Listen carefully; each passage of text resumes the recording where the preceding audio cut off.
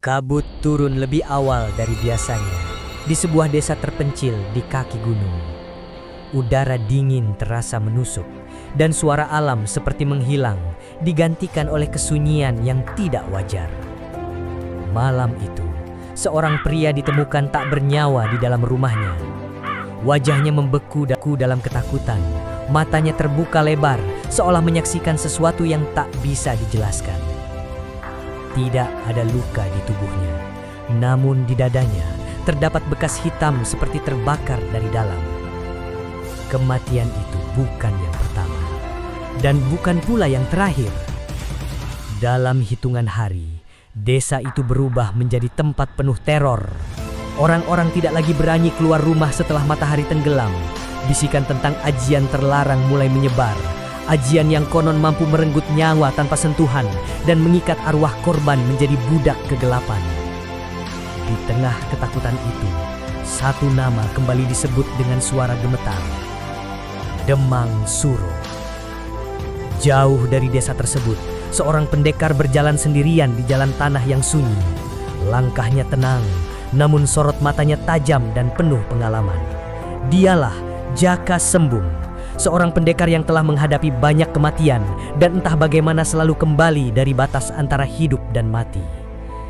Kabar tentang teror di desa itu sampai ke telinganya, dan lebih dari itu, nama Demang Suro membuatnya berhenti sejenak. Ia mengenal nama itu. Terlalu baik. Tanpa ragu, ia mengubah arah langkahnya. Saat Jaka Sembung tiba di desa, suasana sudah seperti kuburan hidup. Pintu-pintu tertutup rapat, jendela hanya sedikit terbuka, dan tatapan penuh ketakutan mengintip dari balik celah.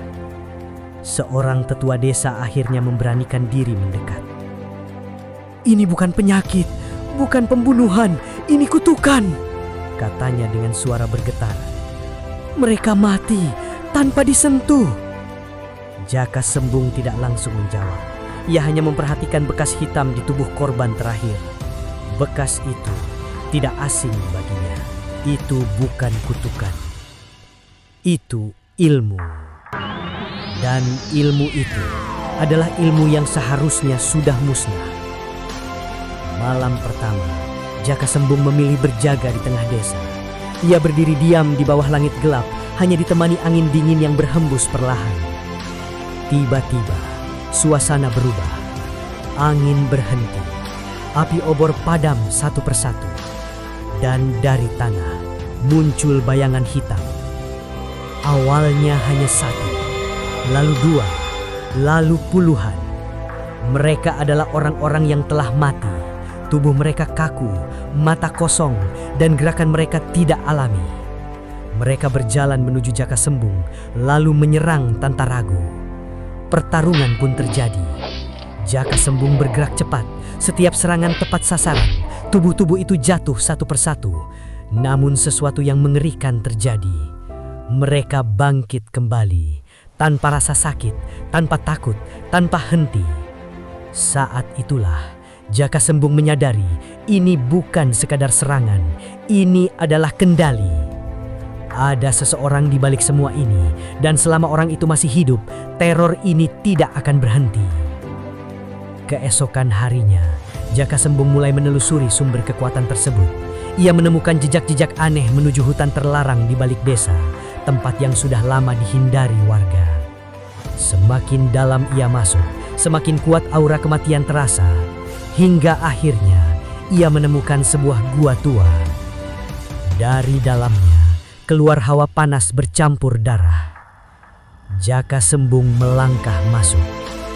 Di dalam gua terdapat altar batu yang dipenuhi simbol kuno. Api merah menyala tanpa sumber, berputar perlahan seperti hidup. Tengkorak dan sisa-sisa ritual berserakan di sekelilingnya. Dan di tengah semua itu, seseorang berdiri. Perlahan sosok itu berbalik. Wajahnya pucat, matanya merah menyala, dan tubuhnya seperti diliputi bayangan hidup. Sudah lama Jaka Sembung, suara itu berat dan dingin. Jaka Sembung menatap tajam. Demang Suro. Pertemuan itu bukan sekadar kebetulan. Itu adalah kelanjutan dari pertarungan lama yang belum benar-benar selesai. Dulu, Jaka Sembung pernah mengalahkan Demang Suro, Namun kini ia sadar, yang ia kalahkan hanyalah tubuhnya, bukan ilmunya. Demang Suro telah kembali, dan kali ini ia jauh lebih kuat. Ia telah menguasai sepenuhnya ajian bayang neraka, ilmu yang bukan hanya memberi kekuatan, tapi juga mengubah penggunanya menjadi bagian dari kegelapan itu sendiri. Aku bukan lagi manusia, kata Demang Suro. Aku adalah kekuatan itu. Tanpa peringatan, ia menyerang. Pertarungan pun pecah dengan dahsyat. Setiap serangan Jaka Sembung diimbangi dengan kekuatan yang lebih besar. Setiap pukulan, setiap tebasan, seperti tidak berarti. Tubuh Demang Suro tidak lagi sepenuhnya nyata.